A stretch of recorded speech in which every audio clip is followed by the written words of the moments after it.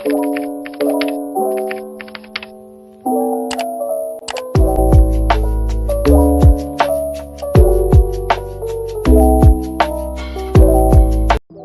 dari Wikipedia, ekonomi hijau merupakan sebuah rejim ekonomi yang meningkatkan kesejahteraan manusia dan kesetaraan sosial sekaligus mengurangi risiko lingkungan secara signifikan.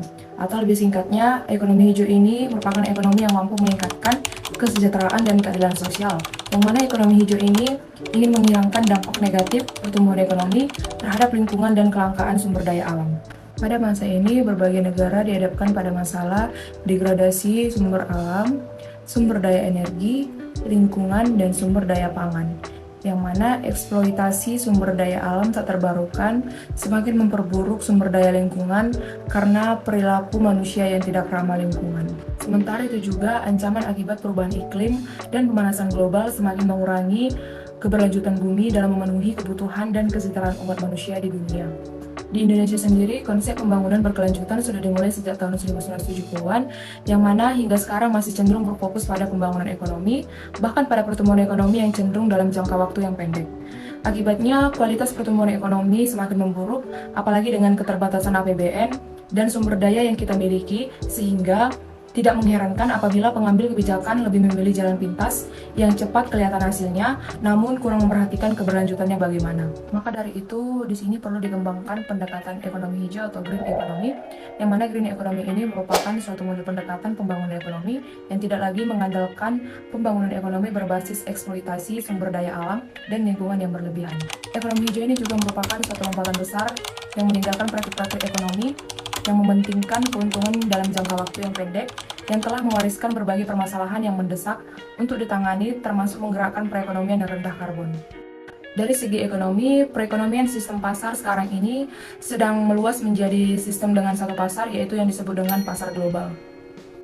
UNEP menyatakan bahwa penerapan green economy atau ekonomi hijau ini dapat dilihat melalui yang pertama, peningkatan investasi publik dan privat di sektor green, yang kedua, peningkatan dalam kuantitas dan kualitas lapangan kerja di sektor green, yang ketiga, peningkatan GDP dari sektor green, yang keempat, penurunan penggunaan energi atau sumber daya per unit produksi, yang kelima, penurunan level CO2 atau karbon dioksida dan polusi, dan yang terakhir penurunan konsumsi yang banyak menghasilkan limbah.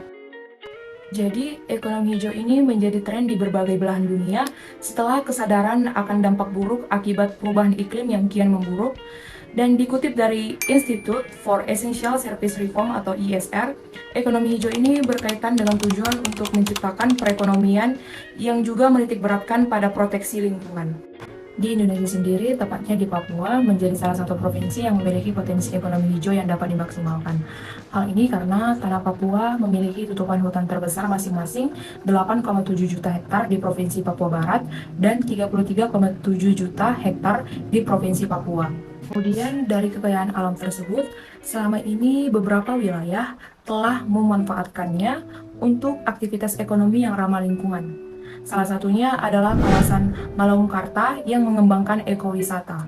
Tanah Papua juga memiliki komoditas tanaman unggulan seperti kopi, kakao, rumput laut, sagu, pala, dan masih banyak lagi yang memiliki nilai ekspor tinggi.